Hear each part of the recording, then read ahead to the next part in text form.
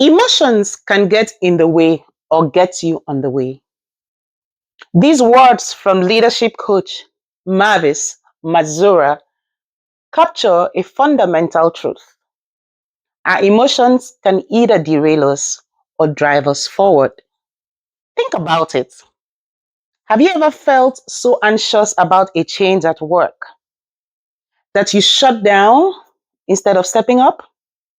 In our last episode on emotional detachment and freedom, we learned how gaining space from our emotions can bring clarity. In today's episode, we're building on that with emotional agility, the key to adaptability and growth.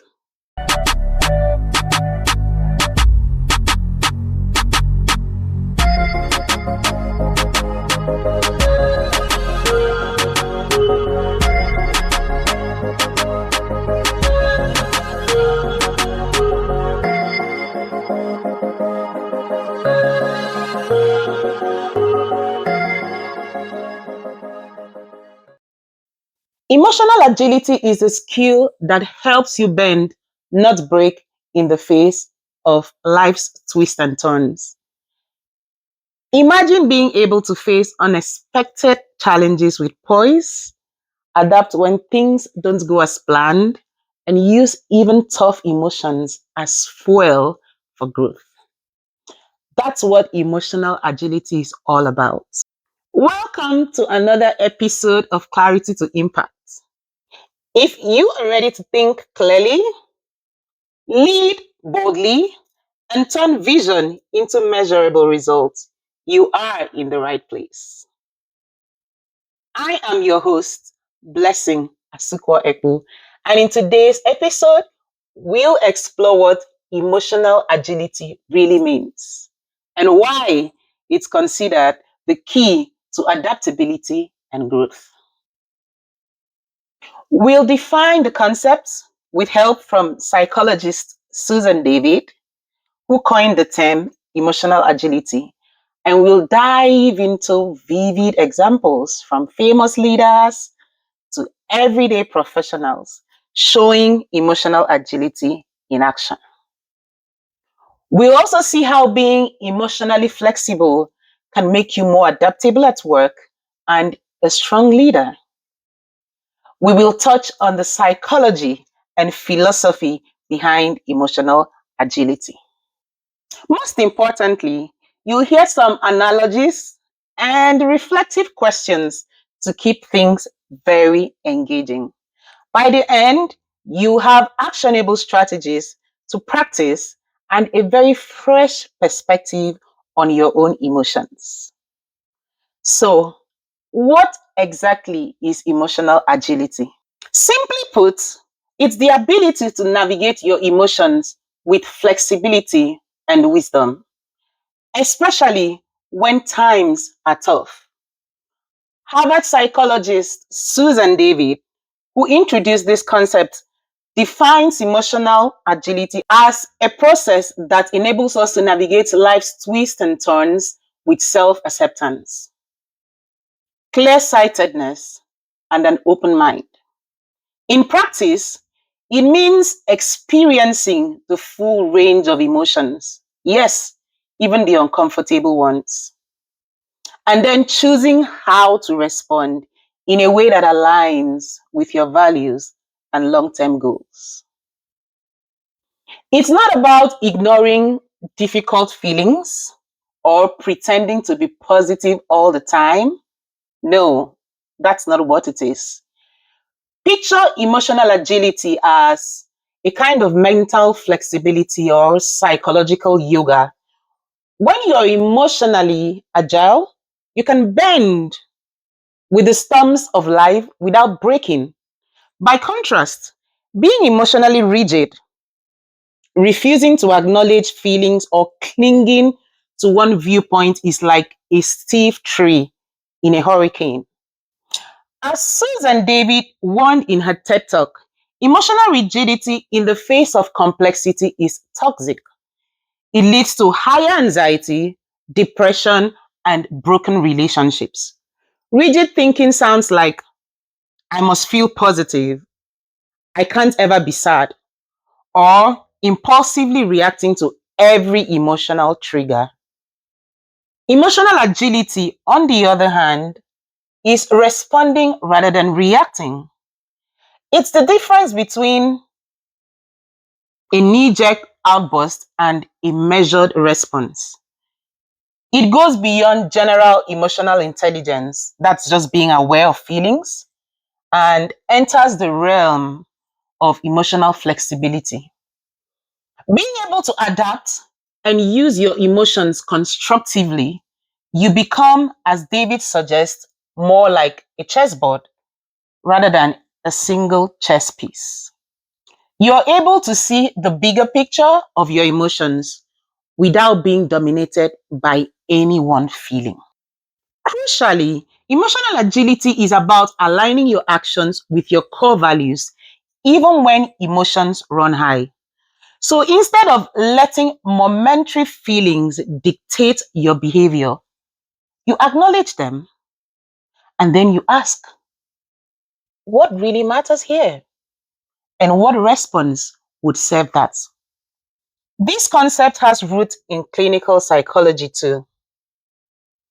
It's very similar to what therapists call psychological flexibility, a trait linked to better mental health and resilience. In fact, emotional agility was heralded as a breakthrough idea for handling complexity and change because it teaches us that our emotions are data, not directives. They contain information about our needs and values, but they shouldn't boss us around.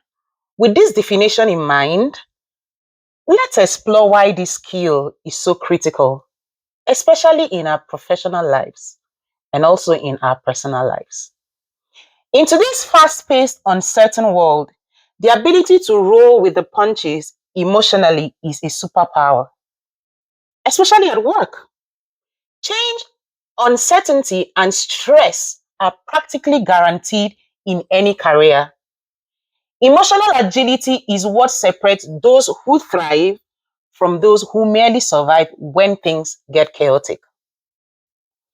As one article put it, in a modern world where only uncertainty is certain, Dr. Susan David's concept of emotional agility gives us a framework to turn even our most troubling feelings into a source of energy and creativity. So we can thrive and not just survive amid change. In practical terms, this means an emotionally agile professional doesn't fear difficult feedback or unexpected setbacks. They use them as fuel to grow. They can experience frustration or fear about, say, a new company strategy, but rather than getting stuck in it, they acknowledge the feeling and then pivot to ask, how can I make the best of this? Lack of emotional agility, on the other hand, can really hold teams and leaders back. Without this skill, we tend to react instead of respond. An instance would be a big organization change is announced. An emotionally rigid reaction might be panic or an us versus them mindset. This is undermining me, so I refuse to go along with it. A rigid leader might respond to employees' anxiety with, you're either on the bus or off it, dismissing genuine concerns. We've all seen how that kind of inflexibility creates silos and mistrust. By contrast, an emotionally agile approach would involve taking a step back. Yes, you feel stress or fear. We all do in change, but you don't let it dictate a destructive reaction. Instead, you might say, all right, this is tough. I'm feeling anxious about this reorg, but what does this feeling tell me? be that I care about my role or my team's stability. How can I address those concerns constructively? In doing so, you respond from values like collaboration or learning rather than raw emotions. Emotional agility is a key ingredient in adaptability and effective leadership. Research over decades shows that our emotions profoundly affect decision making, relationships, creativity, and performance. High IQ or technical skills might land you a job, but as psychologist Daniel Goleman famously noted, it's emotional intelligence and especially the ability to regulate oneself that distinguishes top performers. In fact, it's often the adeptness in self regulation, essentially emotional agility, that sets exceptional leaders apart. Think about leaders who stay calm in a crisis and guide their teams through change with hope instead of fear. They are practicing emotional agility. Indra Nooyi, the former CEO of Pepsi, is often cited as an emotionally agile leader.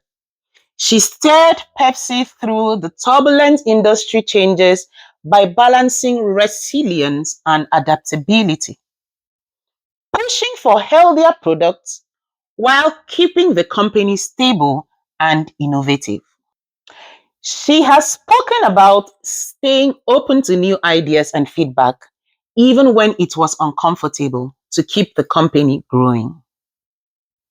Similarly, Mary Barra, the CEO of General Motors, led her organization through massive disruptions in the automotive world. Barra faced recalls and rapid technological changes and responded with transparency, accountability, and strategic pivots rather than panic. Both women exemplify how emotional agility allows leaders to confront challenges head on with courage and honest emotion, but also to adapt strategy and inspire their teams forward.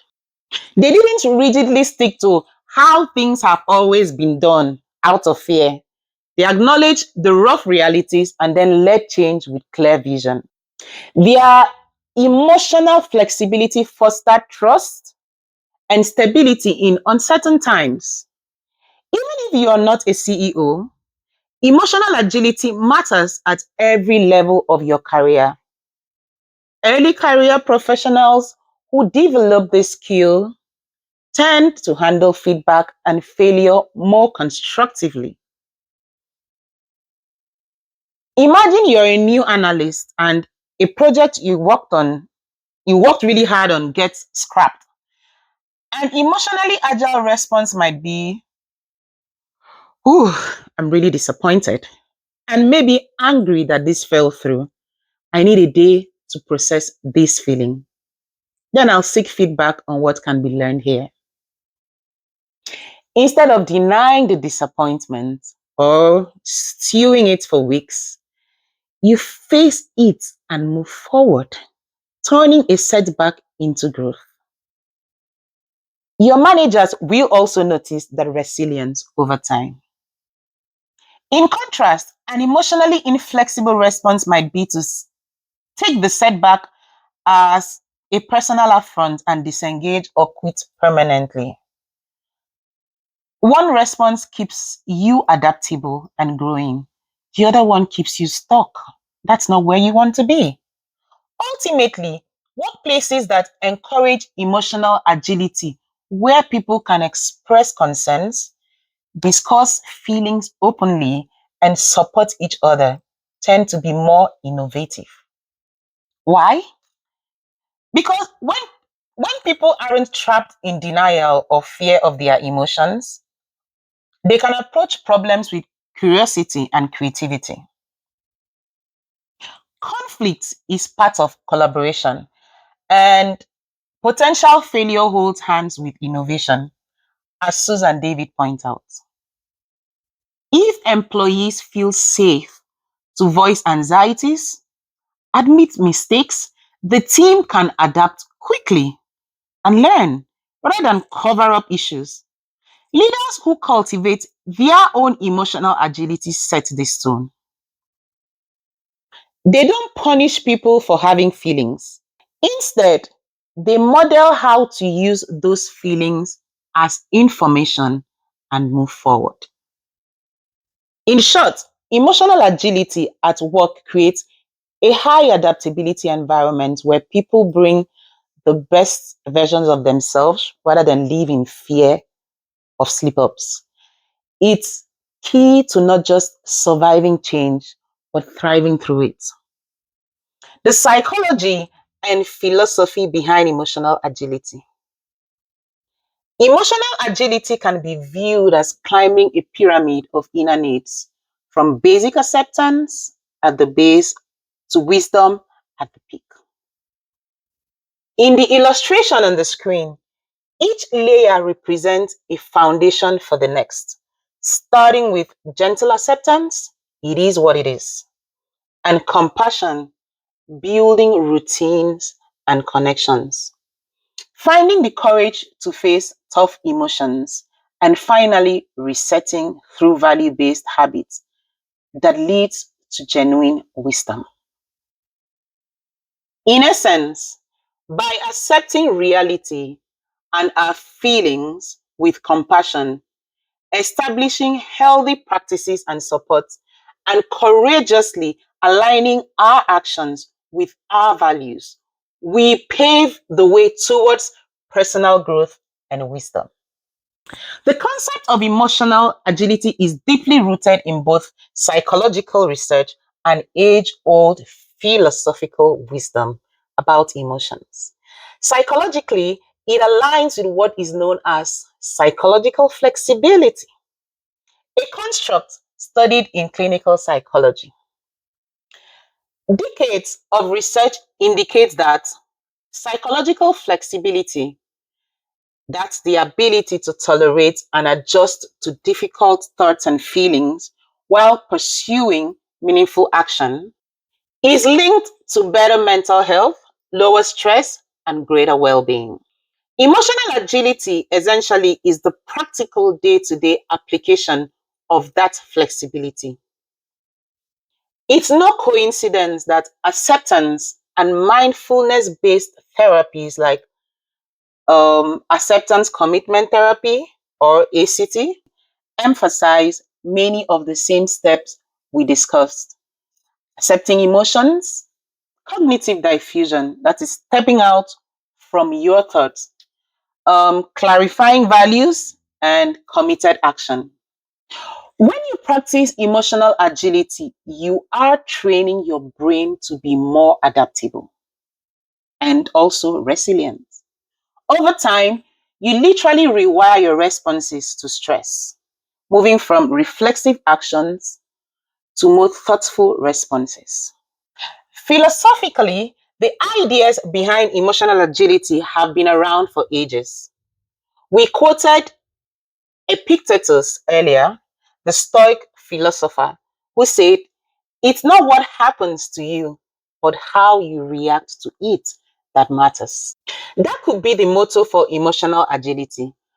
The Stoics believed in distinguishing between what's within our control, that's our attitude and reactions, and what's not, those are external values. This is exactly what we do when we pause, step back, and choose our response intentionally. Another Stoic, Marcus Aurelius, wrote about accepting everything that happens as coming from nature or fate. Not to make us passive, but to free us from the emotional torment of resisting reality. These ancient ideas encourage a kind of detachment with engagement. Feel your feelings, but don't be ruled by them. Focus on what you can control, your actions, and your mindset. Both emotional agility and these philosophies also value commitment to action guided by noble truth or values. These are your whys. So there's a beautiful balance. Embrace the present moment as it is and act towards the future as you wish it should be. Emotional agility is precisely about inner change, adjusting how we handle inner experiences when we can't change the outer ones. In essence, emotional agility is where modern psychology and ancient wisdom meet, and it echoes the insight of wise minds through history. This convergence gives it a compelling credibility. We can confidently say learning to be emotionally agile isn't pop psychology fluff. It is a time tested principle of effective living. Now, backed by science, when you practice it, you're tapping into a lineage of wisdom about the human condition. You're training your mind in the same way you might train your body to be strong yet flexible and nurturing what some might even call your character or spirit. By now, you might be wondering, this sounds great, but how do I actually become emotionally agile? The good news is that emotional agility isn't a talent you're born with. It's a set of skills you can practice and develop over time. Psychologist Susan David outlines a practical 4 step framework in her book, Emotional Agility, to help people move from being hooked by emotions to thriving with their emotions. Let's walk through those steps first, and then we'll add additional tools and tips you can start using right away. The first step we'll discuss is showing up. This means facing into your thoughts, emotions, and behavior willingly with curiosity and kindness. So rather than ignore a difficult feeling or insist, I shouldn't feel that way, you acknowledge it openly. Like if you're feeling nervous about a big task, show up to that emotion by noticing it. I'm feeling anxious, and that's okay. It's a human response. This step is about mindful acceptance of your internal experience instead of denial or avoidance. So you treat your emotions as valid, not good or bad. No overemphasizing positive thinking to shove aside the discomfort. Number two, stepping out. This is the process of detaching from and observing your thoughts and emotions to see them for what they really are. Just thoughts, just emotions. Here's where you create a bit of space between you and what you're feeling. A helpful visualization. Remember Susan David's advice to view yourself as the chessboard, not just a single chess piece. You have all these different emotions, the pieces, it's the pieces moving around, but you are the board. The broader context that you can watch these pieces without being dominated by any one of them. In practice, stepping out might be as simple as naming your thoughts and feelings. Example, I notice I'm having the thought that I'm going to fail this exam. Or, this is my anger speaking. This language creates that non judgmental space. Meditation and sleep breathing can also help you step out because they center you in the present moment rather than being swept away by an emotion. The goal is not to suppress the feeling, but to observe, which often diminishes its immediate grip on you. Number three is walking your why. Once you've calmed your inner swell a bit by stepping out, refocus on your core values and purposes. This is your why. Ask yourself, what is truly important to me in this situation? By reconnecting with your deeper values or long term goals, you take the long view. This helps put the emotion in perspective. Like if you value growth and you're faced with a setback, your why might be, I want to learn and improve. So you can channel the setback into a lesson. David notes that focusing on our values after we've uncluttered our mind allows us to find new, better ways forward. A great question to ask yourself here comes from that framework. Who do I want to be in this moment? This shifts you from your feeling to what kind of person you aspire to be. By working your why, you ensure that your next steps align with your authentic self, not just your passing emotion. Number 4, moving on. Take small, deliberate actions that are guided by your values and insights from the earlier steps. Moving on isn't about ignoring what happened, it's about progress, making little tweaks or changes that create momentum. These should be doable actions, not grand life overhauls overnight. Susan David emphasizes finding a balance between challenge and competence. You want to stretch yourself so you keep growing, but not in a way that overwhelms you. Maybe after a tough performance review, a moving on step could be as simple as signing up for a skill workshop or scheduling a follow up meeting with your manager to get some advice. Something concrete and value driven, say valuing excellence or learning, and it should also be achievable. Each small step infused with your values helps you gain confidence and reinforces the idea that you are not stuck. Over time, these little moves add up to significant change.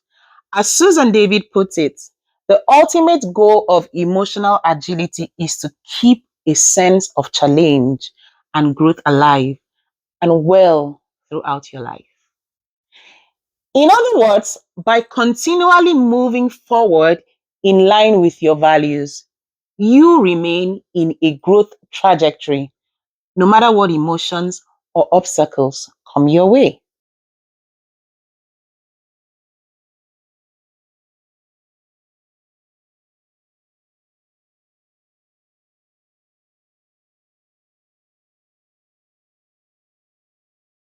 Please hit the follow button or subscribe so you don't miss it, and I'll see you there. Until then, stay clear, stay courageous, and keep turning your clarity into impact. You have got this. Goodbye.